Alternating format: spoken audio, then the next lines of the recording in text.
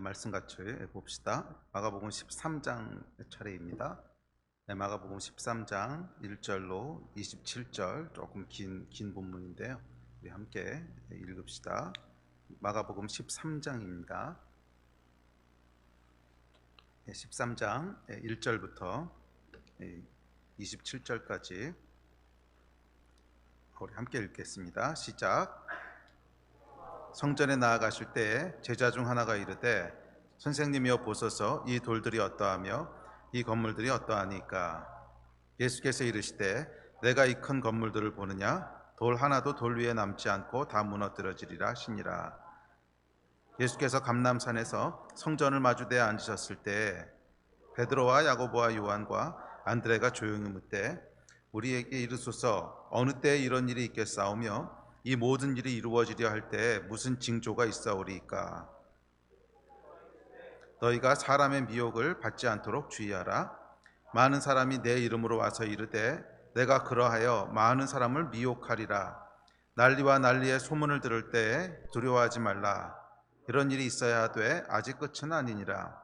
민족이 민족을 나라가 나라를 대적하여 일어나겠고 지진이 있으며 기근이 있으리니 이는 재난의 시작이니라. 너희는 스스로 조심하라. 사람들이 너희를 공회에 넘겨주겠고 너희를 회당에서 매질하겠으며 나로 말미암아 너희가 권력자들과 임금들 앞에 서리니 이는 그들에게 증거가 되려 함이라. 또 복음이 만국에 전파되어야 할 것이니라. 사람들이 너희를 끌어다가 넘겨줄 때에 무슨 말을 할까 미리 염려하지 말고 무엇이든지 그때에 너희에게 주시는 그 말을 하라. 말하는 이는 너희가 아니요 성령이시니라. 아버지가 자식을 죽는 데에 내주며 죽게 하리라. 또 너희가 내 이름으로 말미암아 모든 사람에게 미움을 받을 것이나 끝까지 견디는 자는 구원을 받으리라.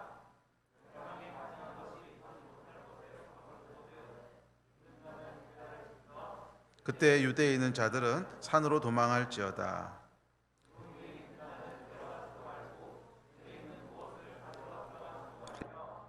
밭에 있는 자는 겉옷을 가지러 뒤로 돌이키지 말지어다. 그날에는 아이 벤 자들과 젖먹이는 자들에게 화가 있으리로다. 이 일이 겨울에 일어나지 않도록 기도하라. 이는 그 날들의 환난의 날이 되겠음이라. 창조하신 시초부터 지금까지 이런 환난이 없었고 후에도 없으리라. 만일 주께서 그 날들을 감하지 아니하셨더라면 모든 육체가 구원을 얻지 못할 것이거늘 자기가 택하신 자들을 위하여 그 날들을 감하셨느니라. 그때 어떤 사람이 너희에게 말하되 보라 그리스도가 여기 있다 보라 저기 있다 하여도 믿지 말라. 거짓 그리스도들과 거짓 선지자들이 일어나서 이적과 기사를 행하여 할 수만 있으면 택하신 자들을 미혹하려 하리라. 너희는 삼가라. 내가 모든 일을 너희에게 미리 말하였노라. 그때에 그 환난 후에 해가 어두워지며 달이 빛을 내지 아니하며 별들이 하늘에서 떨어지며 권능들이 흔들리리라. 그때에 인자가 구름을 타고 큰 권능과 영광으로 오는 것을 사람들이 보리라.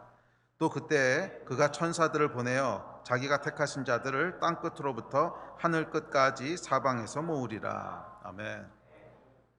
13장입니다. 제가 마가복음을 살펴보고 있는데 오늘 36번째 강해로 13장 말씀을 살펴보려고 합니다. 마가복음 11장부터는 예수께서 예루살렘에 입성하셔서 십자가를 지시기까지의 마지막 일주일 정도의 기간을 집중적으로 기록하고 있습니다. 자, 오늘 본문은 그 중에서 아마 수요일 정도에 이제 하셨던 일일 거라고 사람들이 예측합니다. 예수께서 이제 돌아가신 날은 금요일이죠.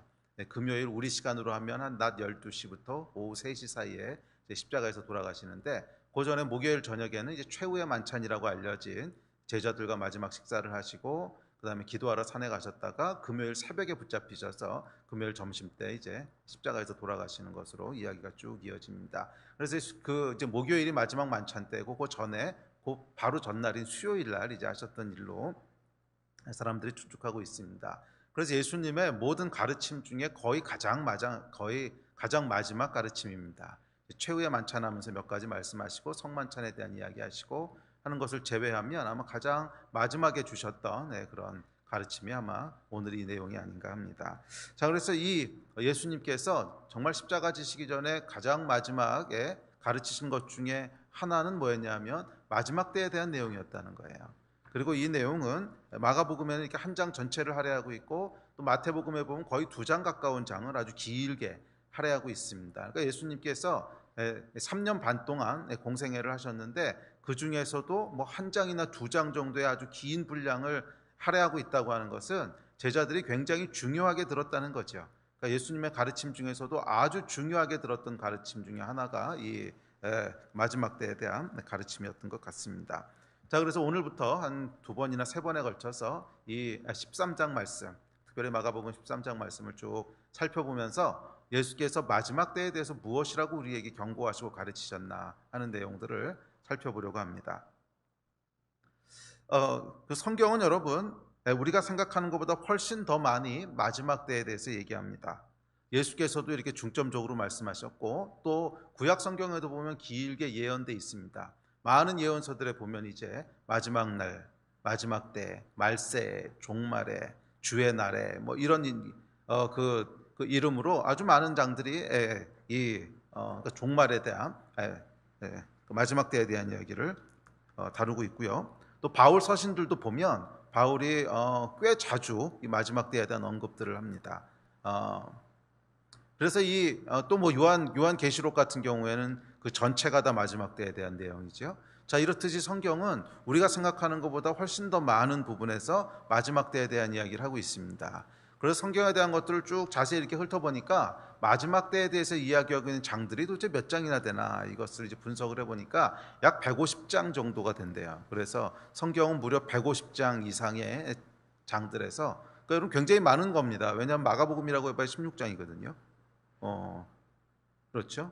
어떤 성경은 뭐 10장짜리도 있고 한 15장, 20장, 또 마태복음 길다고 해봐야 28장 한 그 정도 되는데 150장이 마지막 때에 대해서 얘기하고 있다고 하면 굉장히 많은 장들이 얘기하고 있다는 거죠.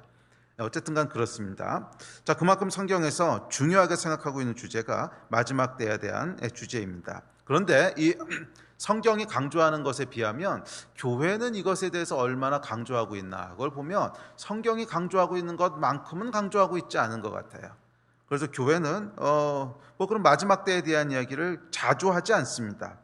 훨씬 덜 합니다. 뭐 거의 이야기하지 않거나 뭐 1년에 한두 번 정도 언급하는 것이 전부입니다. 그리고 요한계시록을 본문으로 해서 설교하는 목사님들을 찾아보기도 요즘은 참 쉽지 않습니다. 옛날에는 많이 이제 계셨던 것 같은데 요즘은 요한계시록을 본문으로 해서 설교하시는 목사님 찾아보기 참 어려워요. 가끔 있으시다고 해도 대부분 요한복음 앞부분에 나오는 7교회 이야기, 뭐 이건 사실 마지막 때에 대한 이야기는 아니거든요. 그냥 교회의 어떤 본질에 대한 내용이지, 7교회 이야기 뭐 이런 이야기들은 뭐 조금씩 다루어지지만 그 뒤에 본격적으로 등장하는 마지막 때의 징조와 뭐 환난과 핍박과 뭐 이런 이야기들은 거의 다루는 것을 보기가 참 어렵습니다. 자, 왜 그럴까요? 자, 오늘은 이 이야기부터 좀 시작하려고 합니다. 저희가 2-3번 정도 이 13장 말씀을 통해서 마지막 때를 다룰 텐데, 자, 오늘은 이제 이 뭐 좀 개론적인 이야기를 하려고 합니다. 자, 그렇다면 교회가 이렇게 마지막 때에 대해서 성경이 강조하는 것에 비해서 훨씬 덜 강조하는 이유는 뭘까요? 몇 가지 이유가 있습니다. 몇 가지 이유가 있는데, 첫 번째 이유는 과거에 잘못된 시한부 종말론의 영향이 큰 것 같아요. 특별히 한국은 80년대, 90년대에 시한부 종말론이라고 하는 것이 아주 많이 유행을 했습니다. 한두 명이 아니고 아주 많았어요. 그래서 몇 년 몇 월 며칠 날 예수께서 다시 오신다, 몇 년 몇 월 며칠 날 휴거가 일어난다, 뭐 이런 이야기들을 많이 들었습니다. 뭐 대표적인 것이 92년도 10월 28일 날 휴거가 일어난다고 대대적으로 떠들었던 다미선교회라는 사람들입니다. 다미선교회는 다가올 미래를 대비하라, 이거의 준말이에요. 그래서 요즘 트렌드를 따라가죠. 말 줄이는 거. 근데 약간 다미선교회라고 하는데, 이제 92년도에 약간 다미선교회라고 하는 것이 굉장히 파장이 컸습니다. 그래서 92년 10월 28일 날 휴거가 일어난다고 대대적으로 가르치고 홍보했습니다. 그리고 많은 사람들이 그 말씀을 믿었어요. 굉장히 많은 사람들이 믿어서 집도 팔려고 집도 팔고 뭐 직장도 그만두고 그래서 거기다 다 갖다 바치고 뭐 그러면서 10월 28일이 올 날만 기다렸습니다. 그래서 이 사회적 파장이 얼마나 컸는지 10월 28일 당일이 됐을 때 다미 선교회 건물 앞에요, 수많은 방송사들, 신문사들이 다 모였습니다. 국내에서 모인 것뿐만 아니라 해외에 있는 방송사들도 왔어요. 그래서 실시간으로 전 세계에 생중계를 했습니다. 10월 28일 날 과연 휴거가 일어나느냐. 그러니까 이 사람들이 또 거기서 막 논의를 하다 시간까지 정했어요. 그러니까 12시 땡 칠 때 이제 그때 휴거가 일어난다고. 그래서 그 시간 맞춰서 약간 저녁에 한 10시, 11시부터 막 가가지고 방송사들이 잡고, 기억납니다. 92년도였으니까. 제가 뭐 대학원 다닐 때였는데. 그래서 난리도 아니었습니다. 물론 휴거는 일어나지 않았습니다. 그래서 모였던 사람들은 하늘이 아니라 집으로 돌아갔습니다. 이 멘트가 굉장히 유명한 멘트였어요. 그때 MBC인가 KBS인가 그 뉴스하는 캐스터가요, 휴거는 일어나지 않았습니다. 모였던 사람들은 하늘이 아니라 집으로 돌아갔습니다. 그래서 굉장히 유명한 멘트가 됐던, 그래요. 그리고 92년 10월 28일 날가 그 난리를 치고 11월 달이 되니까요, 대대적인 복직 사태가 일어나는 그런 우픈 일들이 있었습니다. 자, 이런 파장으로 인해서 한국 교회는 종말이라고 하는 것에 대해서 주홍글씨가 됐어요. 낙인을 찍어버렸어요. 그래서 종말 또는 뭐 말세 또는 마지막 때 뭐 이런 얘기를 하는 것이 금기시되고 터부시되기 시작했습니다. 그래서 교회 안에서 아무도 이런 얘기를 하지 않아요. 그리고 뭐 그런 얘기가 조금 나올라 치면 사람들이 색안경을 끼고 봅니다. 이 사람 또 이상한 사람 아니야? 그러니까 이 사람들이 이단 아니야? 뭐 이런 색안경을 끼고 보게 됐고, 또 교회에서도 목사님들도 부담을 상당히 느끼지요. 그런 큰 무리를 일으켰기 때문에 뭐 이런 얘기를 꺼내는 거에 대해서 아주 어렵게 생각하는 분위기가 꽤 오래 지속됐습니다. 꽤 오래. 최근에는 이제 뭐 거의 한 30년 전 얘기이기 때문에 최근에는 그런 분위기가 약간 완화되는 것 같기도 한데, 하여간 90년대 2000년대 초반까지는 그래서 이 얘기를 꺼내는 것 자체가 터부시 됐어요. 마지막 때니 무슨 뭐 이런 얘기는 입 밖에도 내지 못하는 그런 금지어가 돼버렸습니다. 그래서 시한부 종말론자들의 잘못된 신학으로 말미암아 한국 교회는 아주 중요한 단어 하나를 잃어버린 거죠. 마지막 때라고 하는 성경이 아주 중요하게 생각하는 단어 하나를 금기어가 되면서 잃어버리게 됐습니다. 자, 두 번째 마지막 때에 대한 이야기가 교회 안에서 사라지게 된 이유는 아이러니하지만 경제가 발전하고 먹고 사는 것이 평화로워지고 교회가 부흥하면서 사라졌습니다. 그러니까 크리스천들의 삶에서 고난이 사라지고 사는 것이 편해진 거예요. 이 고난과 핍박 속에 있을 때 교회의 유일한 소망은요, 하늘이었습니다. 그래서 일제 강점기 때나 6.25 전쟁 직후나 60년대 70년대까지만 해도 이제 그때 나온 찬송가들을 보면 대부분 예수님의 재림을 갈망하는 내용이에요. 자나깨나 주님 언제 오시나 뭐 다 그런 내용들이었어요, 찬송가가. 그리고 천국과 본향에 대한 것들을 굉장히 갈급해하는 그런 찬양이 대부분을 이루었습니다. 자, 그런 찬양들과 오늘날 우리가 부르고 있는 CCM 찬양들을 비교해 보면 뭔가 주제가 다르지 않습니까? 오늘날 우리가 부르고 있는 찬양들은 훨씬 더 지금 우리가 살아가고 있는 삶에 집중하고 있어요. 훨씬 지금 내가 어떻게 하나님을 더 깊게 만날 것이고, 지금 내가 어떻게 더 성령님을 체험할 것이고, 지금 더 어떻게 진실한 예배자가 될 것이고, 지금 더 어떻게 회복될 것이고, 뭐 이런 것들에 훨씬 더 집중돼 있지, 본향, 뭐 천국 소망, 예수님 언제 다시 오시나 이런 내용들은 거의 찾아볼 수 없습니다. 왜 그렇게 됐냐면 편해진 거예요. 두 번째 이유는 편해진 거예요. 이제 그러던 것이 90년대 이후에 한국 경제가 급진적으로 발전하게 되고, 또 그와 더불어서 교회는 큰 영적인 부흥을 경험하게 됩니다. 그러면서 상황이 달라집니다. 교회 건물도 크고 화려해졌습니다. 사는 것도 편해졌습니다. 굳이 천국에 가지 않아도 대충 여기가 900국은 돼요. 여름에는 시원한 에어컨 나오죠. 겨울에는 분위기 좋은 교회 카페에서 셀 식구들과 이렇게 커피 한 잔해. 그러면 예수께서 굳이 빨리 오셔서 이 행복을 방해하실 이유가 없어. 가급적이면 천천히 오셔서 우리로 조금 더 이 행복한 시간을 누리게 해주셔야지 그게 은혜지, 빨리 오시는 게 전혀 은혜가 아니야. 방해하는 거야. 그래서 여러분, 역사를 짚어보면요, 교회는 항상 고난, 핍박, 어려움, 환난 가운데 있을 때 천국을 소망하고 마지막 때를 소망합니다. 그렇지 않고 사는 것이 편해지고 화려해지고 교회가 힘을 가지게 되고, 그렇게 되면 갈망이 다른 데로 옮겨가요. 현실로 옮겨가요. 천국과 마지막 때 주님 빨리 오셔서 주의 나라를 완성해 주십시오 하는 갈망이 아니라, 우리가 현실에 사는 삶을 조금 더 편하게, 조금 더 행복하게, 조금 더 럭셔리하게, 그런 대로 관심이 옮겨가게 돼 있어요. 그래서 환난과 핍박과 고난 가운데 있지 않은 교회는 마지막 때에 대한 관심이 점점 줄어들어가는 것을 보게 됩니다. 그래서 관심과 갈망이 어디로 옮겨가냐 하면, 주님 언제 오실까, 재림이 언제 있을까, 이런 관심이 아니라 조금 더 행복해지기 위한 내적 치유, 회복, 이런 쪽으로 옮겨간다는 거예요. 오해는 하지 마십시오. 이런 주제들이 필요 없거나 잘못되었다는 것은 아닙니다. 그저 우리의 관심이 어디 있느냐 하는 얘기지요.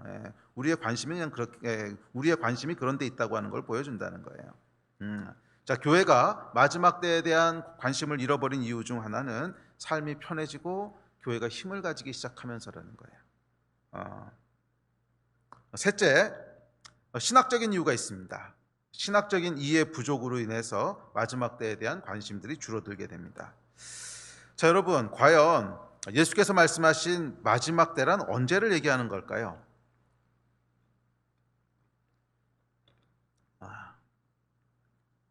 이 요한계시록이 기록하고 묘사하고 있는 재난과 환난의 때는 정확히 언제를 묘사하는 것인가, 이런 것들에 대한 이해, 그것이 이제 부족하다는 거예요. 잘못되어 있거나 부족하다는 거예요. 많은 사람들이 마지막 때라고 하면 꼭 정해진 어느 때라고 특정지어 생각하려 합니다. 그럼 마지막 때가 언제야? 2021년이야? 아니면 2050년대가 되는 거야? 아니면 1900년대? 마지막 때가 아니겠지, 벌써 지나왔으니까. 네. 그래서 사람들은 어떤 특정한 정해진 어느 때라고 하는 컨셉을 자꾸 갖습니다. 그래서 지금이 정말 마지막 때야? 아니야? 이런 것을 질문하기 시작합니다. 자, 그런데 여러분, 성경에서 이야기하는 마지막 때는요, 기본적으로 어느 딱 한 포인트를 짚어서 하는 얘기가 아니에요. 성경이 얘기하는 마지막 때는 예수님이 초림하신 이후부터 이미 시작됐다는 거예요. 성령께서 이 땅에 오신 그때로부터 시작해서 이미 마지막 때가 시작됐다는 거예요. 그래서 예수께서는 마지막 때에 임할 재난과 환난에 대해서 얘기하시면서 제자들 중에 그걸 겪을 거라고 말씀하셨어요. 그 얘기는 너희도 마지막 때의 일부분을 맛볼 거야, 이렇게 말씀하셨단 말이야. 제자들도 맛볼 거라고.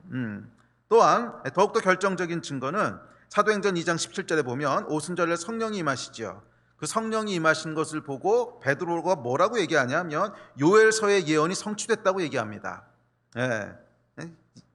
2장 17절에 보면 이렇게 얘기합니다. 시작. 하나님이 말씀하시기를 말세에 내가 내 영을 모든 육체에 부어주리니 너희의 자녀들은 예언할 것이요 너희 젊은이들은 환상을 보고 너희의 늙은이들은 꿈을 꾸리라. 베드로가 오순절 성령이 임하신 것을 보고 사람들이 이게 뭐야 하고 놀라서 달려오니까 이 말씀을 하면서 말세가 마지막 때죠.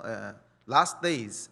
말세에 마지막 때에 내가 내 영을 남종과 여종에게 부어주리니, 그러면서 너희 자녀들은 예언할 것이고 젊은이들은 환상을 보고 늙은이들은 꿈을 꾸리라. 이 말씀이 지금 임했다고 선포를 하잖아요.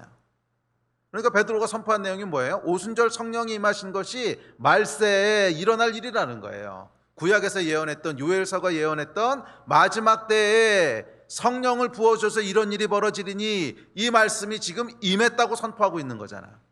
그러니까 여러분, 이 성경이 뭐라고 얘기하는 거예요? 특별히 베드로의 입을 빌어서 뭐라고 얘기하는 거예요? 오순절 성령이 임하시는 순간 말세가 시작됐다고 예언하는 거예요. 오순절 성령이 임하시는 순간 마지막 때가 시작됐다는 거야.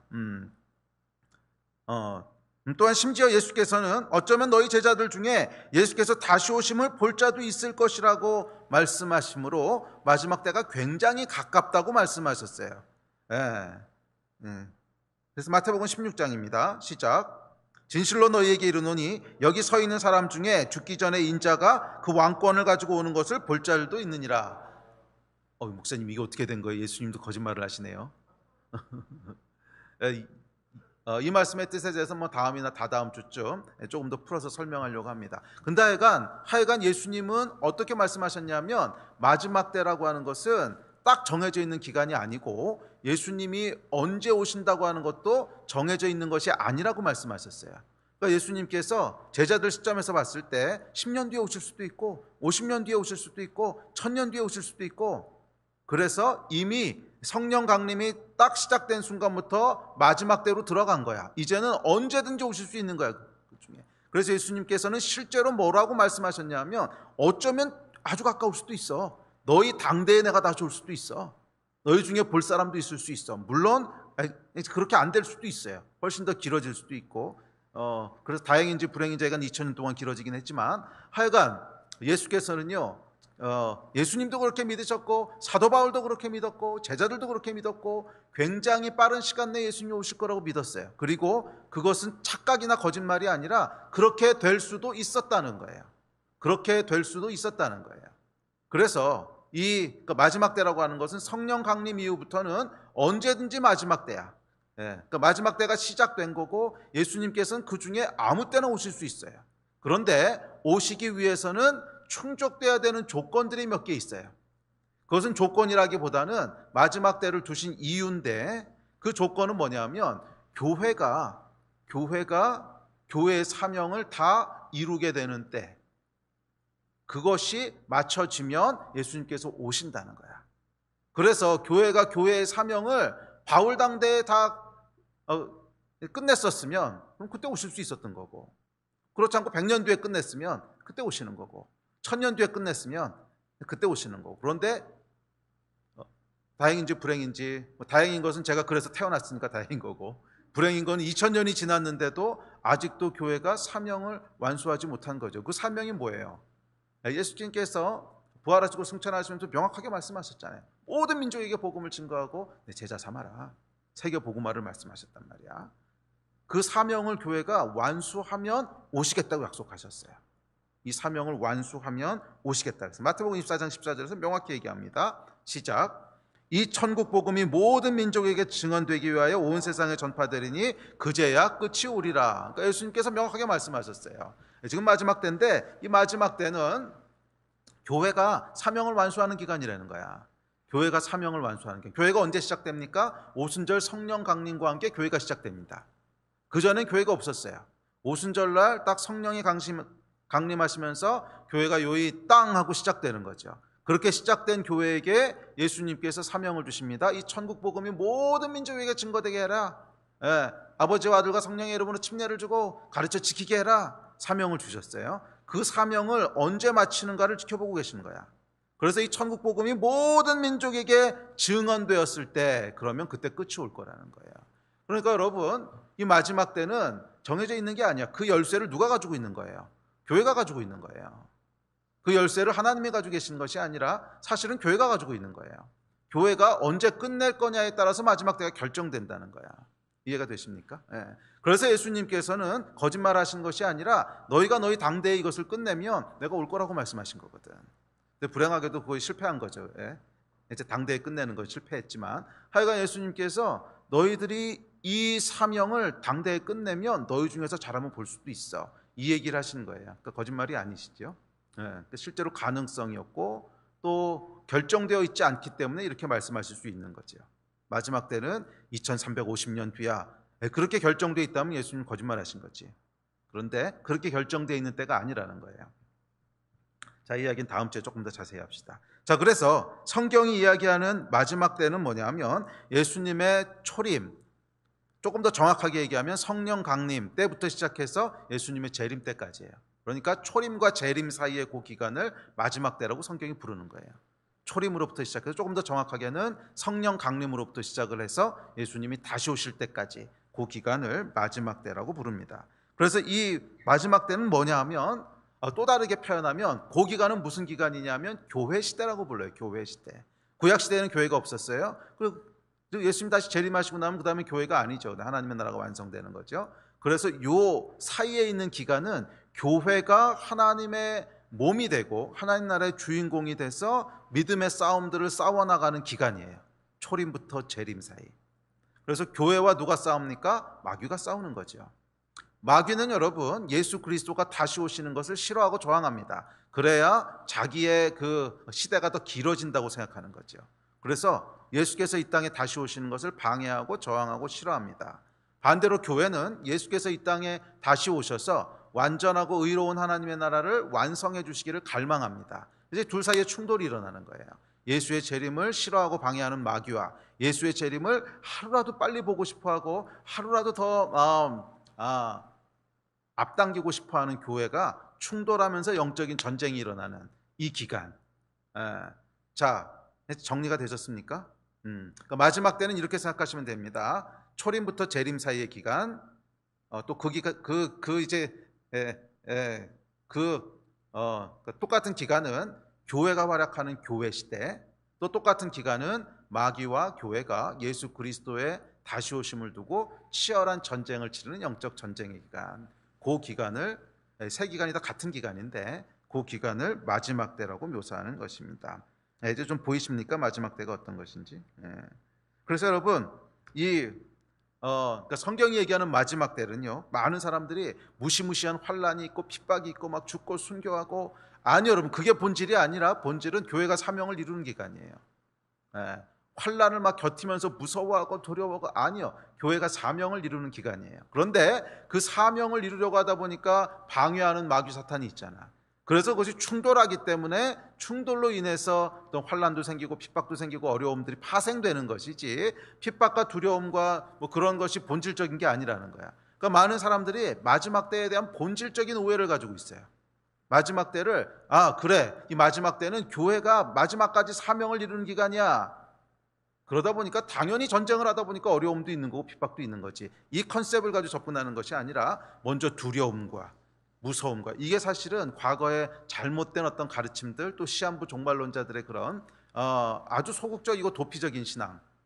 그러니까 저는 시한부 종말론자들을 생각하면 좀 화가 나요. 그러니까 그들이 물론 예수님의 재림을 사모했다는 건 물론 알겠는데, 화가 나는 건 이 기독교 신앙을 아주 패배주의적인, 아주 소극적이고 세상에서 도피적인 뭐 그런 신앙으로 만들어 버렸어. 그래서 큰 환란이 오고 어려움이 오고 두려움이 오고 말세적인 징조가 나타나니까 우리는 산으로 다 도망가서 피해서 그냥 숨어 있어야 돼. 아니요 여러분, 그게 아니에요. 그게 마지막 때의 본질이 아니야.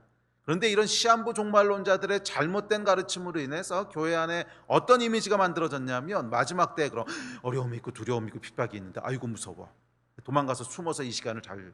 아니 여러분, 그건 마지막 때에 그냥 부수적인 모습이지 그게 본질이 아니에요. 마지막 때의 본질은 성령께서 강림하셔서 오직 성령이 너에게 임하시면 너희가 권능을 받고 땅끝까지 이르내 증인이 되리라. 이 증인이 되는 사명을 이루어 나가는 사도행전의 기간이야.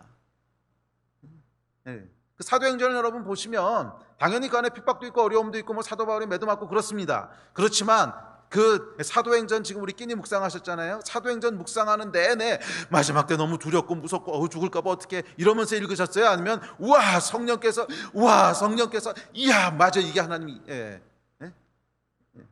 사도행전 읽을 때 어떤 느낌이 드세요? 후자 느낌이잖아. 그게 마지막 때의 느낌이라는 거예요. 성령께서 임하셔서 너희가 권능을 받고 땅끝까지 이뤄내 증인이 될 거야. 그 증인이 되는 것을 완수하는 기간이 마지막 때고, 그것이 초림부터 재림 사이의 기간이고, 그 사명을 완수하면 그제야 끝이 오리라. 예수님 다시 오시겠다고 약속하신 거잖아. 이게 마지막 때의 본질인데 주객이 전말됐어. 전도됐어. 그래서 그 전쟁을 하다 보니까 나오게 되는 갈등들, 충돌, 환난, 역경, 핍박, 그런 것들이 그냥 주인공이 돼서 마지막 때 그럼 먼저 떠오르는 이미지가 뭐예요? 핍박이 있고 우리 어쩌면 순교할지도 모르고 도망 다녀야 되고. 그 차이가 여러분 뭔지 아시겠어요? 전쟁을 하다가 핍박을 받는 건데 도망 다니겠대. 그럼 그 기간에 뭐하러 우리가 여기 있어요? 빨리 천국 가지. 뭐하러 도망 다니면서 여기서 어렵게 버텨. 빨리 천국 가서 편히 쉬지. 아니 도망 다니라고 마지막 때를 두신 게 아니야. 도망 다니라고. 철저하게 마지막 때는 여러분 교회가 사명을 이루어가는 기간이에요. 오직 성령이 너희에게 임하시면 마지막 때가 시작되는 거야. 말세에 내가 내 영을 부어주리니 성령이 임하시면 너희가 권능을 받고 땅끝까지 이르러 내 증인이 되리라. 이 말씀이 이루어져 가는 기간이 마지막 때예요. 정확하게 여러분 종말, 또는 마지막 때가 무엇인지가 잘 이해가 되십니까? 이거 이해하셔야 돼요. 이 잘못된 이해 때문에 이 교회 내에서 마지막 때라고 하는 용어를 잃어버렸어요. 그냥 뭐 두려움, 종말론, 뭐 휴거, 그런 것들은 그냥 하나님이 정하신 프로세스대로 일어나는 거야. 그건 하나님이 정하신 프로세스대로 약속대로 일어나는 거고, 교회가 집중해야 될 파트는 사실은 그 부분보다는 교회 사명 파트입니다. 우리가 이것을 이루어냈을 때 그 나머지 프로세스는 그냥 원래 정해진 대로, 창조 때부터 하나님께서 계획하신 대로 쭉 일어나게 하셔서 일어나는 거예요. 아멘. 교회가 영적 전쟁을 싸우는 기간이라고 하는 것을 꼭 기억하시기 바랍니다. 절대로 이 부분을 놓치면 안 돼요. 자, 그래서 이 전쟁은 성령 강림하시고 나서부터 지금까지 2000년 동안 쭉 이어지고 있는 전쟁입니다. 이 전쟁에서 교회가 마지막 승리를 할 때, 그 승리는 뭐예요? 영적인 승리. 모든 민족에게 하나님이 어떤 분이신지를 증언할 때, 그때 비로소 예수께서 다시 오십니다. 그러므로 여러분, 우리는 이미 마지막 때에 들어와 있고, 우리는 이미 마지막 때를 살고 있습니다. 이 관점을 가지고 바라보면 마지막 때에 대해서 왜 알아야 되고 왜 이해해야 되는지에 대한 이유가 명백해집니다. 우리가 이미 그 시대를 살고 있기 때문에 그런 거예요. 우리가 이미 그 시대를 살고 있기 때문에 그래요. 자, 네 번째, 그 교회가 이 종말에 대해서 터부시하는 듯이 보이는 네 번째 이유는, 이 마지막 네 번째 이유는 사탄의 방해 때문에 그렇습니다. 사탄은 여러분, 교회가 마지막 때에 대해서 가능하면 무지하고 가능하면 무관심하기를 원합니다. 그래야 자기의 시대가 길어진다고 믿기 때문에 그렇죠. 그래서 끊임없이 교회를 속입니다. 이 종말에 대해서 오해하게 하고, 또 마지막 때에 대해서 무관심하게 하고, 또 어떤 때는 반대로 잘못된 종말론을 통해서 사회적 무리를 일으키기도 하고, 그러니까 사회적 무리를 일으키니까 이 기독교인들도 사실 거기서 충격이 있잖아요. 또 창피하기도 하고 부끄럽기도 하고 미안하기도 하고, 뭐 그런 마음들을 가지면서 에이, 마지막 때라고 하는 건 관심을 가지면 안 돼, 그러니까 이렇게 속인다는 거예요. 참 영리해요. 사탄은 참 영리합니다. 그래서 어떤 방법을 써서라도 사람들의 마음속에서 마지막 때에 대한 이해와 열정을 앗아가려고 합니다. 혹시 여러분은 어떠십니까? 종말 또는 마지막 때 그 이야기를 들으면 어떤 마음이 드십니까? 마저 이 마지막 때 우리가 정말 성령님과 함께 이 과업을 이뤄내야지, 그런 열정이 올라오십니까? 아니면 에이, 그거 뭐 찝찝해, 그런 감정, 또는 무서워, 혹시 그런 감정들이 올라오지 않으세요? 그게 여러분 기본적으로 영적인 거라는 거예요. 계속 마귀가 우리 안에 그런 마음들을 집어넣는다는 거예요. 그래서 이 마지막 때에 대한 소망과 마지막 때에 대한 열정이 아니라 그것을 싹 빼고 그 자리를 찝찝함, 거부감, 두려움, 뭐 그런 것들로 계속 대체하려고 그러는 거죠. 영적인 것을 여러분 분별할 줄 아셔야 돼요. 우리 안에 마지막 때에 대한 큰 열정과 정확한 이해들이 있게 되기를 주의 이름으로 축복합니다.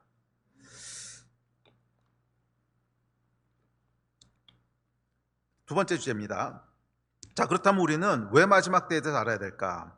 그 앞에서 대충 설명을 했는데 다시 한번 정리해 보겠습니다. 왜 우리가 마지막 때를 잘 알고 이해해야 되는가? 첫째는 우리가 그 안에 살고 있기 때문에 그래요. 또 둘째는 교회가 이루어야 될 사명이 있는 기간이기 때문에 그래요. 마지막 때를 이해하지 못하면 사명도 이루지 않겠죠. 그 기간 동안에 해야 될 일인데 그 기간이 뭔지를 다 무시해버려. 그럼 사명을 다 무시하게 되겠죠.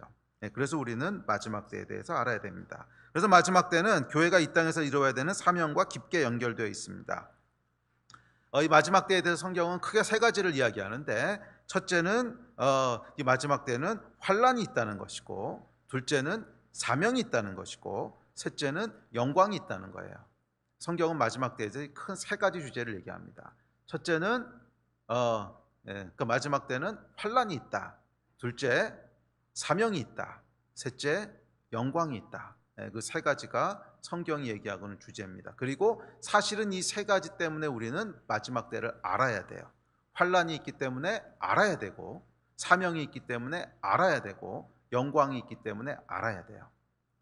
첫째, 환란이 있습니다. 마지막 때는 당연히 환란이 있습니다. 그래서 오늘 본문 말씀을 보면 이 마지막 때에 대한 예수님의 가르침은 재난과 환란에 대한 이야기로 시작됩니다. 이 마지막 때의 본질에 대해서는 아까 말씀드렸듯이 전쟁이에요. 사탄과 교회의 전쟁이기 때문에 당연히 그 안에는 환란이 있고 어려움이 있습니다. 뭐 전쟁이 있는데 어떻게 어려움이 없겠어요? 전쟁이 있는데 어떻게 환란이 없겠어요? 전쟁이 있는데 적군이 계속 우리를 죽이려고 하는데 어떻게 핍박이 없겠어요? 그래서 이 본질은 교회가 사명을 이루기 위한 전쟁이기 때문에 반드시 환란이 따라오게 돼 있습니다. 환란과 어려움이 있습니다. 그래서 이를 알지 못하는 사람은 환란이 다가오면요 당황해요. 혼란스러워해요. 그래서 낙심하게 됩니다. 마지막 때를 알아야 되는 이유는 환란이 있기 때문에 그 환란을 대비하기 위해서 알아야 돼요. 환란을 대비하기 위해서 알아야 돼요. 사람들은 예수 믿는 것을 태평성대를 누리는 것이라고 착각합니다. 맞아요. 분명히 하나님의 나라는 영원한 평화의 나라고 영원한 태평성대를 누리는 나라예요. 그렇지만 아직 우리는 완성된 하나님 나라 속에 있는 게 아니야. 지금은 그 하나님 나라의 완성을 위해서 교회가 치열하게 사명을 감당하고 있는 거지 아직은 완성된 게 아니란 말이에요. 완성은 예수 그리스도의 재림과 함께 이루어지는 거예요. 그래서 지금은 태평성대를 누리는 때가 아니에요. 지금은 그 평화를 위해서 교회가 선한 싸움을 싸우고 있는 중간이야. 전쟁 중에 있는 중간이라는 거예요. 여러분, 전쟁이 일어났을 때 가장 위험한 게 뭘까요? 뭐 전쟁이 일어나면 여러 가지가 위험하겠지만 가장 위험한 것은 저는 전쟁이 일어났다는 사실을 모르는 거라고 생각을 해요. 전쟁이 벌어졌는데 전쟁 중이란 걸 몰라. 그럼 여러분 굉장히 위험하지 않겠습니까? 전쟁이 났기 때문에 조심조심 다녀야 되는데 아무 개념 없이 막 아무 데나 돌아다니다가는 잘못하면 목숨을 잃겠죠. 또 전쟁이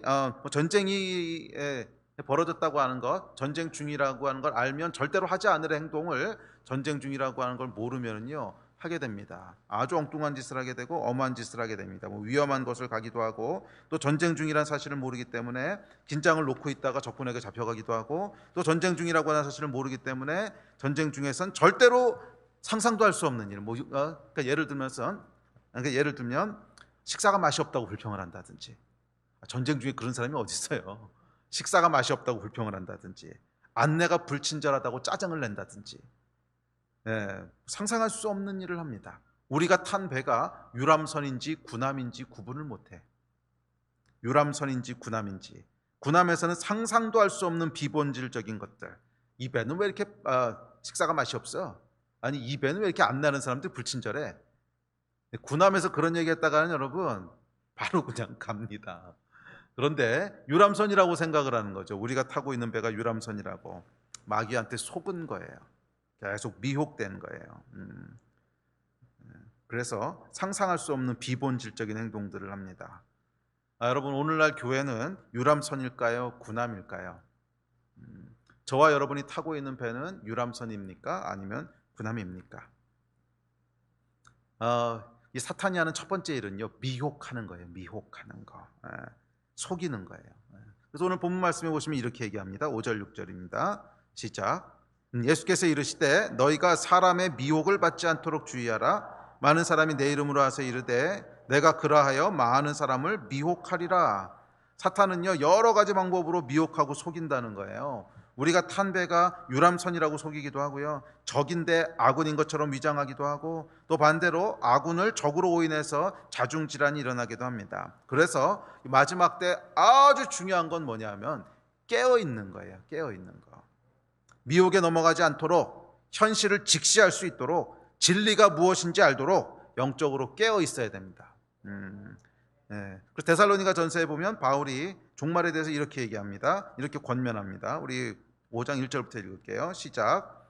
형제들아, 때와 시기에 관하여는 너희에게 쓸 것이 없음은 주의 날이 밤에 도둑같이 이를 줄을 너희 자신이 자세히 알기 때문이라.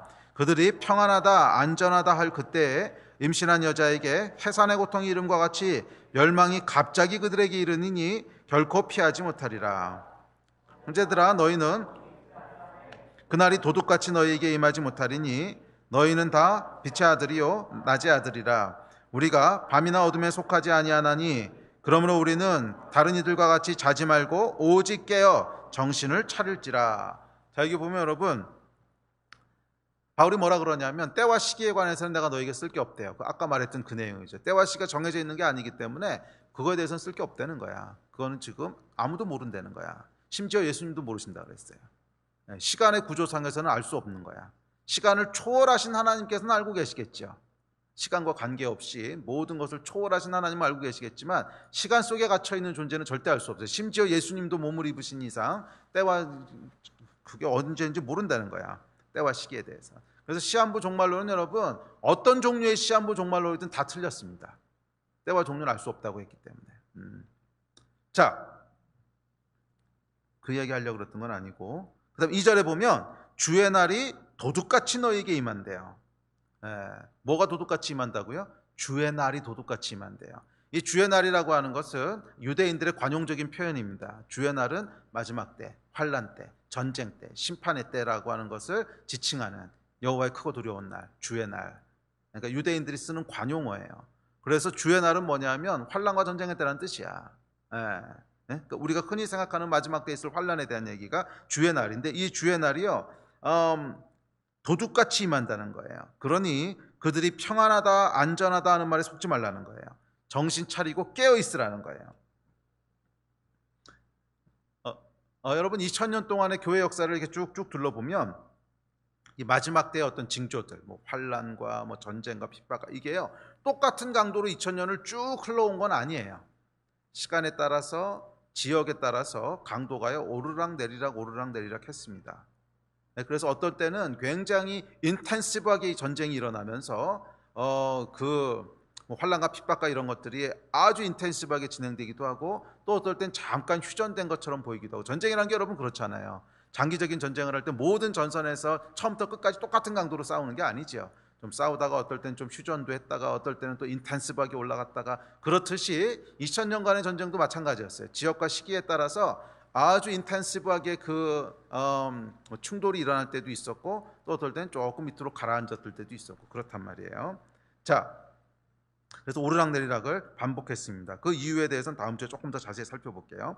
자, 그런데 문제는 이 환란의 강도가 내려가 있는 기간이 오래 지속됐을 때예요. 그때 사람들은 무엇이라고 생각하냐면 평안하다 안전하다 하는 말에 속는다는 거예요. 그들이 얘기하는 평안하다 안전하다 할 때에 속지 말라 그러지. 지금 전쟁 중이야. 잠깐 숨 고르고 있는 거지 평안하고 안전한 게 아니야. 그런데 이 기간이 조금 길어지다 보면 사람들 귀에 뭐가 들리냐면 평안하다 안전하다가 들리는 거야. 그래서 거기에 속는다는 거예요. 여러분 참 마음 아프지만 오늘 우리의 모습이 그렇지 않습니까? 그냥 평안하다 안전하다라고 하는 말을 당연한 걸로 생각하고 가고 있지는 않습니까? 사실 한 세대 전만 해도 여러분 일제강점기 지나갔지요, 6.25 전쟁이 있었지요, 가난이 있었지요. 이들은요 절대로 평안하고 안전하지 않았어요. 한 세대 전만 해도 예수 믿는다고 하는 건 생명 걸어야 되는 일이었고요, 한 세대 전만 해도 예수 믿는 거의 유일한 소망은 천국밖에 없었어. 그래서 치열하게 생명 걸고 그러면서 예수를 믿어왔는데, 이게 한 세대가 지나가고 교회가 부흥하고 경제가 발전하면서 잠깐 숨고르기 기간에 들어갔거든. 잠깐 숨고르는 기간이 이제 30년 40년 지속되다 보니까 무엇을 당연하게 여겨요? 평안하다 안전하다를 당연하게 여겨. 예수 믿는 건 그냥 평안하고 안전한 거. 우리 한 세대 전만 해도 여러분 우리 믿음의 선배들은 깨어 있었어요. 그런데 시간이 흐르고 평화의 기간이 길어지고 경제적으로 여유로워졌습니다. 교회는 전쟁 중에는 생각할 수도 없는 사치와 여유 속에 정말 여유로운 생활에 익숙해졌습니다. 미안하지만 쌀 모임은 사교 모임 비슷하게 돼버렸고요. 쌀 모임은 사교 모임 비슷하게 돼버렸고, 신앙생활은 교양과 취미 수준의 사치품이 되어버렸습니다. 잠들어 버린 것입니다. 여러분 이게 솔직한 우리의 현실 아닙니까? 아프지만 인정해야 되지 않습니까? 정말 여러분 쌀 모임 하나에 생명을 걸어본 적이 있으세요? 없잖아요.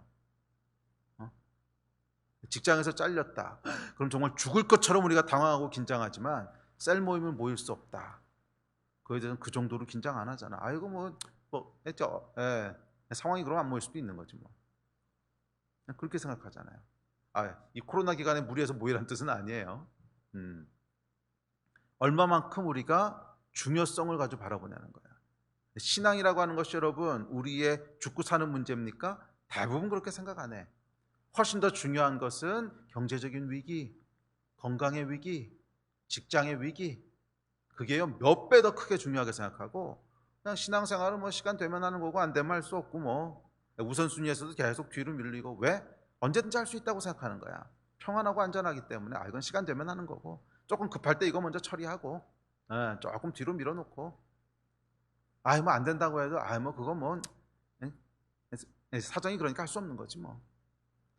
한 세대 전만 해도 여러분, 사정이 그러니까 할 수 없는 거지 이 얘기를 하는 사람 아무도 없었어요. 거기에 생명을 걸었거든. 생명을 걸었거든. 깨어 있었으니까. 지금 여러분, 많은 그리스도인들이 잠들어 버렸어요. 평안하고 안전한 시간이 오래되면서요 잠들어 버렸어요. 성경이 얘기합니다. 그날이 도둑같이 말이니, 그날이 도둑같이 말이니 너희는 자지 말고 깨어서 정신을 차릴지어다. 여러분 기억해야 됩니다. 마지막 때는요 환란이 있습니다. 도둑처럼 임하는 주의 날이 있습니다. 그렇기에 전쟁 중이라는 사실을 알고 깨어서 긴장하지 않았던 사람들은 갑자기 닥치는 이 도둑처럼 임하는 주의 날 환란 속에서 놀라고 당황하고 마음 상해하고, 그러다가 여러분 결국 신앙을 떠나게 되는 거예요. 그래서 성경은 여러분 마지막 때 대규모로 배도가 일어날 것을 예언합니다. 대규모로 신앙을 떠나는 배교가 일어날 거예요. 여러분 남의 얘기 아닙니다. 마지막 때, 지금 우린 마지막 때 안에 있거든. 특별히 그 안에서 이 전쟁이 인텐스해질 때, 환란의 수치가 올라갈 때 갑자기 온다는 거예요. 평안하다, 안전하다, 익숙해져서 50년, 60년, 70년 아무 일도 없이 신앙생활은 그렇지, 이렇게 여유롭게 커피 한잔 하고 뭐 신앙에 대해서 철학적인 얘기를 나누고,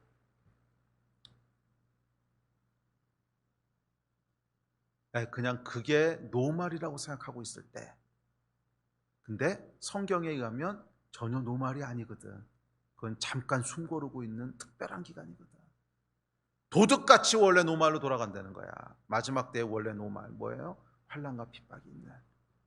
그로 돌아가게 되면 당황한다는 거예요. 전혀 대비가 안 돼 있기 때문에 이게 뭐지? 아니 어떻게 된 거지? 아이고 이거 어떡하지? 그래서 마지막 때의 특징 중에 하나가 큰 규모의 배교들이 일어난다는 거야. 많은 사람들이 신앙을 떠나서 많은 사람들이 떠내려가게 된다는 거예요. 낙심함으로 배교하고요, 두려움으로 배교하고.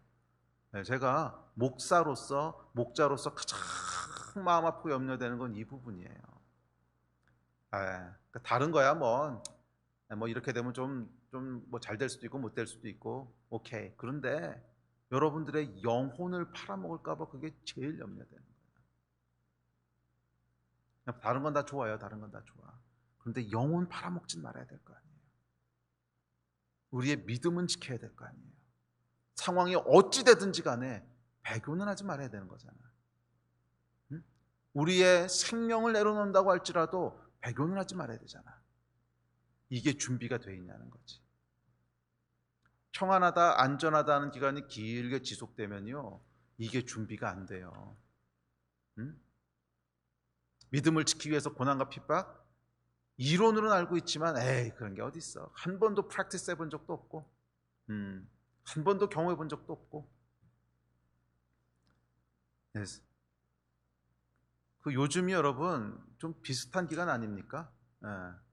그 코로나 바이러스가 이렇게 퍼지면서 뉴노멀이라고 하는 그런 시대가 시작됩니다. 근데 사실 이건 여러분 급격한 변화지 뭐 환란이라 그럴 것도 없잖아. 급격한 변화지요. 그저 조금 힘든 상황으로 변한 것뿐이고, 뭐 그나마 대부분 교회에게 주어지는 잘못들은 또 우리가 잘못한 것들도 커.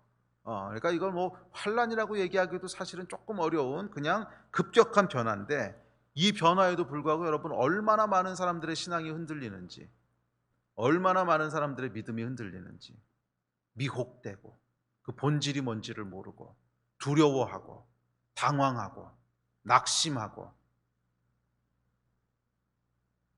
얼마나 많은 사람들이 여러분 믿음에서부터 떨어져 나가는지 몰라요. 저는 이 모습을 보면서 이거는 환난과 핍박도 아니고 그냥 상황이 조금 바뀐 것뿐인데, 조금 바뀐 거, 또 교회가 조금 더 불편해진 거 뭐 그런 것뿐인데, 조금 더 욕먹는 거 뭐 그런 것뿐인데, 그것 때문에 벌써 이렇게 많은 사람들이 믿음이 흔들린다면 과연 진짜 전쟁이 벌어지면 어떻게 되는 건가?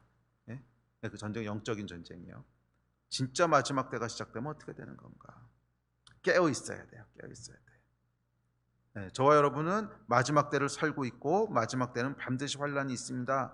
마음을 굳게 하고 깨어 있으십시오. 마음을 굳게 하고 깨어 있으십시오. 예수를 믿고 따르는 것은 여러분 여유로운 취미 생활이 아닙니다. 그것은 치열한 전쟁입니다. 두 번째로 기억해야 될 것은 사명이 있다는 거예요.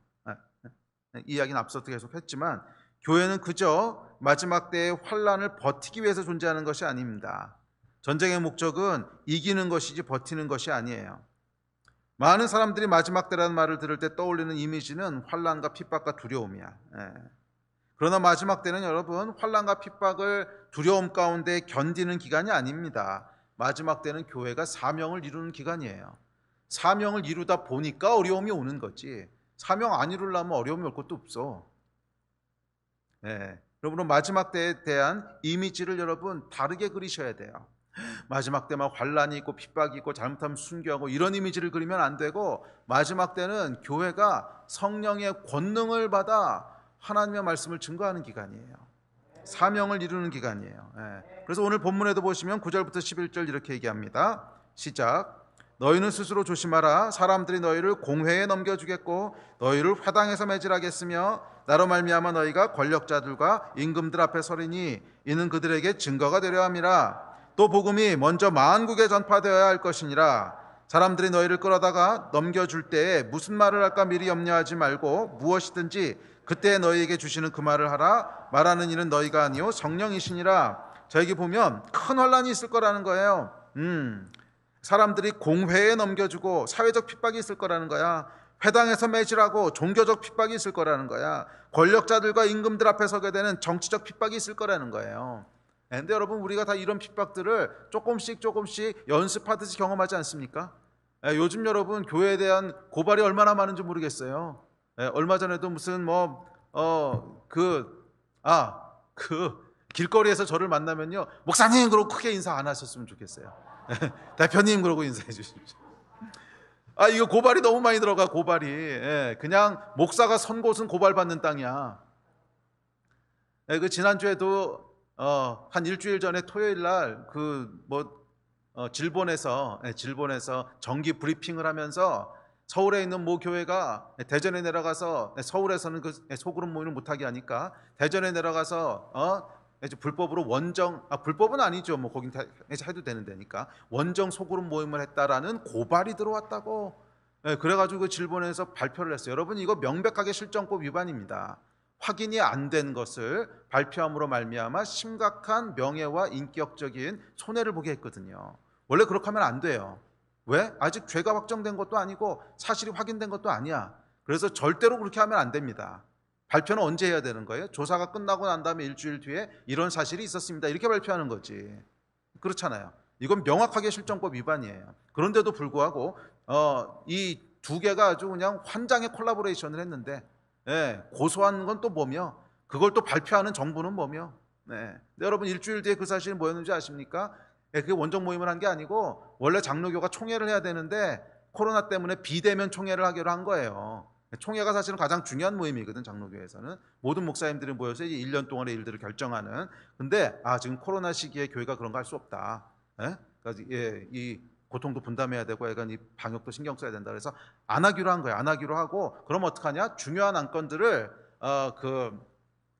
녹화를 해가지고서 비대면으로 방송을 하자. 그래서 회장 후보 나올 사람들이 정견 발표하는 걸 녹화하기 위해서 30명이 모인 거예요. 그런데 그것은 전국에서 이렇게 와야 되기 때문에 중간 장소에서 하자. 그래서 뭐 서울에서 내려가고 밑에서 내려오고 이래가지고 대전에서 모인 거야. 그게 팩트였거든요. 얼마나 불이 올라와. 그 지난주에 여러분 원정 소그룹 모임했다 그랬을 때 속보로 떴어요. 제가 아직도 기억해요. 속보. 내가 기자 이름도 기억해. 뒤끝 있을 거야. 아니 그게 뭐 속보로 나갈 내용이야. 그리고 속보가 나오고 난 다음에 한 두세 시간 안에요. 한 40군데 되는 언론에서 일제히 다 보도했어요. 일제히. 그리고 포털에요. 뭐 한두 군데 올린 게 아니야. 이 신문사에서 올린 거, 저 신문사에서 막 몇 개가 올라갔고요. 댓글이 수천 개가 달리면서 미친놈들 뭐 쏴 죽여라, 다 총살시켜라, 뭐 별의별 험한 얘기를 다 들었어. 근데 아직 사실 확인도 안 된 건데 뭐예요, 여러분? 사회적인 핍박이 있을 거라는 거야. 정치적인 핍박도 있을 거라는 거예요. 근데 그러고 나서 여러분 결국 이 팩트가 사실이 아니게 나왔잖아요. 그래가지고 질본에서 그 발표하는 그 질본 부본부장 권모라 그러시는 분이 지난주에 꺼내가 팩트가 이렇게 됐다. 근데 그것도요 아주 찝찝하게 발표하셨어요. 지난주에 했던 건 사실을 조사해 보니까 예배는 아니었던 것으로 확인됐다. 그게 뭐야? 예배는 아니었던 것으로, 무슨 사과하고 그런 게 아니고 예배는 아니었던 것으로 확인됐다. 그리고 신문에서 한 두세 군데 정도가 났습니다. 다른 신문사는 내지도 않고 몇 개 신문사가 냈는데 기독교 신문들은 냈어요. 근데 세상신문에서 냈는데 제목이 뭐라고 달렸냐면요, 서울교회 대전에서 그 법망 피해서 대전에서 원정 소그룹 크게 내고 예배는 아닌 것으로 판명. 그 댓글을 들어가 보니까요 여전히 욕하는 댓글들이야. 예배만 아니면 모여도 된다는 거냐 막 이래서 이 얘기는 그만합시다. 정신건강에 해로워. 자, 어쨌든지 간에 여러분, 이게 사회적인 핍박이 있을 것이고 사람들이 우리를 공회에 넘겨줄 것이고 또 권력자와 임금들 앞에 서게 되는 정치적인 핍박, 또 종교적인 핍박, 이런 게 있을 거라는 거예요. 자, 그런데 교회는 그 가운데 무엇을 해야 되냐면 교회는 사명을 묵묵히 감당해야 된다는 거예요. 교회는 사명을 묵묵히. 그래서 이런 핍박에 대해서 맞서 싸워라 또는 너희를 변호해라 그런 설명 없어요. 권력자 임금들 앞에 서리니 그들에게 증거가 되게 하려 함이라. 복음이 만국에게 먼저 전파되어야 될 것이니라. 교회는요 이 핍박에 대해서 일희일비하고 대처하는 것이 아니라, 우리를 저스티파이하고 변호하기 위해서 싸우는 것이 아니라, 교회는 묵묵히 우리가 해야 될 사명을 감당해 나가는 거라는 거예요. 그게 성경의 메시지예요. 그게 성경의 메시지예요. 그렇게 할 때 11절 뭐예요? 성령께서 함께 하신다는 거야. 그렇게 할 때 성령께서 함께 하신다는 거야. 그러니까 낙심하지 말고 두려워하지 말고 성령이 함께 하시는 것 그냥 붙잡고 묵묵히 가라는 거야.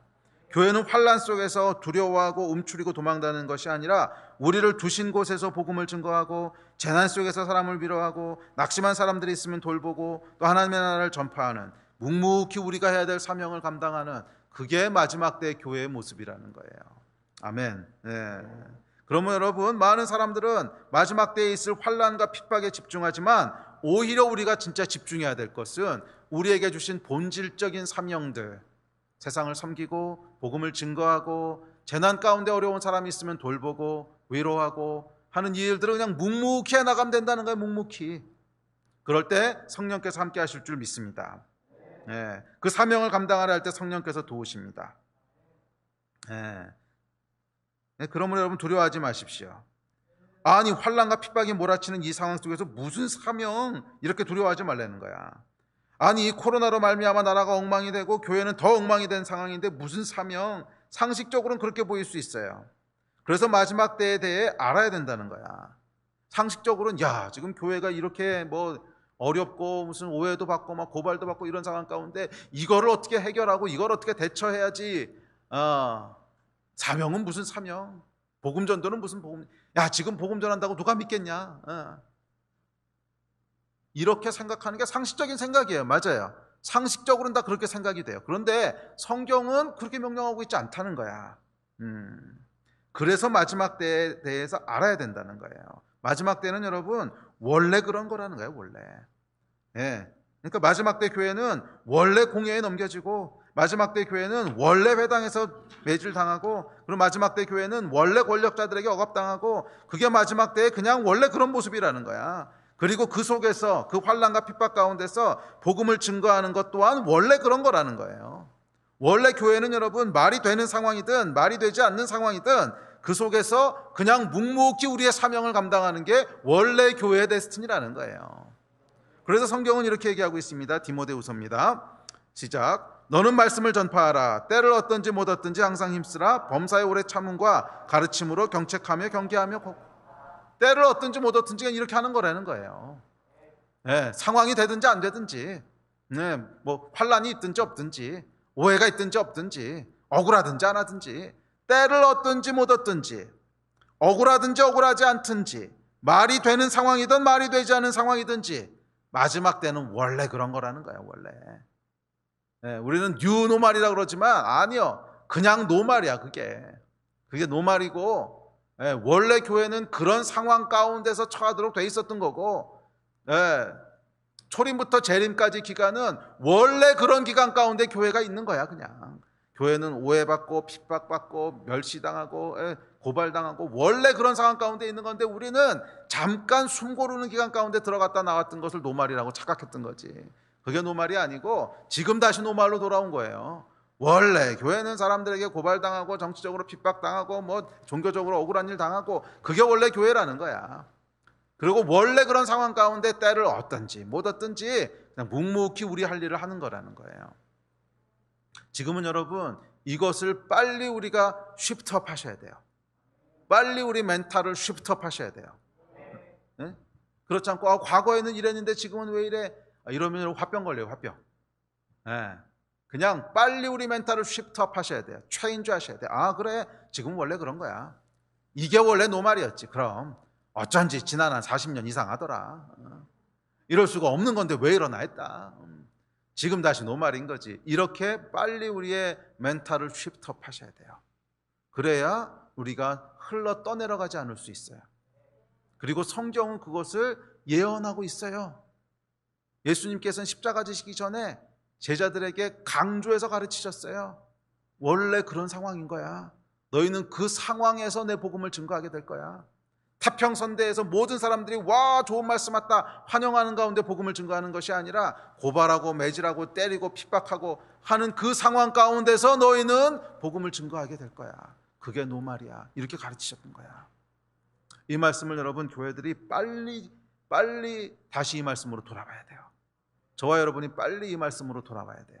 그래야 교회가 이 노말한 상황 가운데, 마지막 때의 노말한 상황 가운데 정말 하나님이 의도하셨던 빛과 소금의 역할을 감당해낼 수 있을 줄 믿습니다. 우리 예배팀 앞으로 나오십시오. 세 번째는 교회가 마지막 때를 알아야 되는 마지막 세 번째 이유는 그렇게 할 때 영광이 있기 때문에 그렇습니다. 성경이 이렇게 얘기합니다. 시작. 시험을 참는 자는 복이 있나니 이는 시련을 견디어낸 자가 주께서 자기를 사랑하는 자들에게 약속하신 생명의 면류관을 얻을 것이기 때문이라. 또 디모데후서입니다. 시작. 나는 선한 싸움을 싸우고 나의 달려갈 길을 마치고 믿음을 지켰으니 이제 후로는 나를 위하여 의의 면류관이 예비되었으므로 주 곧 의로우신 재판장이 그날에 내게 주실 것이며 내게만 아니라 주의 나타나심을 사모하는 모든 자에게도니라.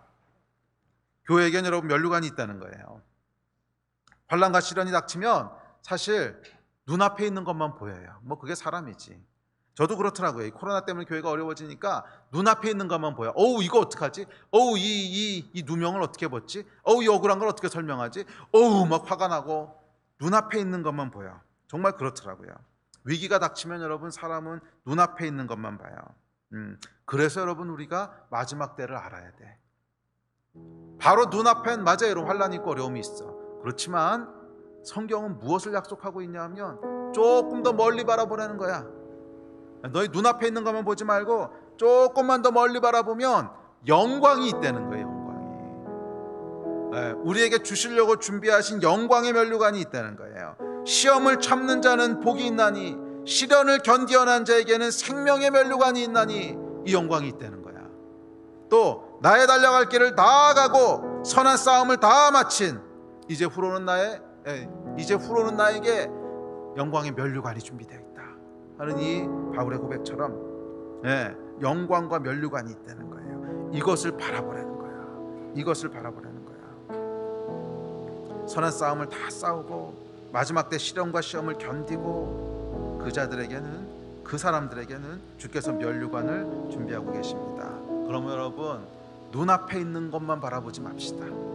지금 눈앞에 벌어지고 있는 일들에 너무 많이 휘둘리지 맙시다. 그거는요 원래 그런 거예요. 2000년 동안 계속 그런 거예요. 예수께서 재림하셔서 의와 공의가 다스리는 완전한 평화의 나라, 하나님의 나라를 완성하시기 전에는 그거는 그냥 계속 그런 거예요. 조금 심해졌다 낮았다 심해졌다 낮았다 그러는 것 뿐이지, 그게 그냥 지금 우리가 살아가는 이 시대의 본질이에요. 원래 그런 거예요. 그리고 교회는 원래 그런 이 환경 속에서 묵묵히 인내하고 참고 우리에게 주신 사명, 하나님 나라를 증거하며 사람들을 위로하는 이 사명을 묵묵히 감당해 나갈 때 면류관과 영광이 우리를 기다리고 있습니다. 선한 싸움을 다 마친 자, 마지막 때의 전쟁을 다 마친 자, 그런 자들에게는 하나님께서 의의 면류관을 주실 것입니다.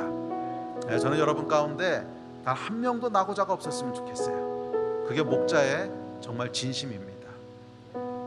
다른 건 여러분 뭐 조금 손해봐도 괜찮고 실패해도 괜찮은데 이 선한 싸움을 싸우고 마지막 때를 이기는 이 싸움에서는 한 명도 낙오자가 없었으면 좋겠어요. 그래서 우리 모두가 그날 영광이 주어지는 날 주 앞에 나아가 영광의 하나님 앞에 나아가 면류관을 받게 되는 그 기쁨과 영광 가운데 다 같이 참여하는 그 축복이 있기를 예수 그리스도의 이름으로 간절히 축원합니다. 아멘. 우리 기도하십시다. 우리 가정에 계신 분들은 내 자리에서 일어나시든지 아니면 내 자리에서 무릎을 꿇으시고 우리 함께 좀 기도하고 예배하는 시간 가집시다. 우리 함께 기도합시다. 하나님, 이 마지막 때에 저희가 환난을 두려워하지 않겠습니다. 속지도 않겠습니다. 영적으로 깨어 있겠습니다. 원래 그런 거라고 하는 것을 저희로 알게 하여 주시고 묵묵히 우리가 해야 될 일, 묵묵히 교회에 계신 사명을 감당하겠습니다. 선한 싸움을 싸우겠습니다. 면류관을 바라보겠습니다. 이 마음 가지고 우리 결단하시면서 다시 한번 한 2, 3분 정도 기도하십시다. 다 같이 기도하시겠습니다.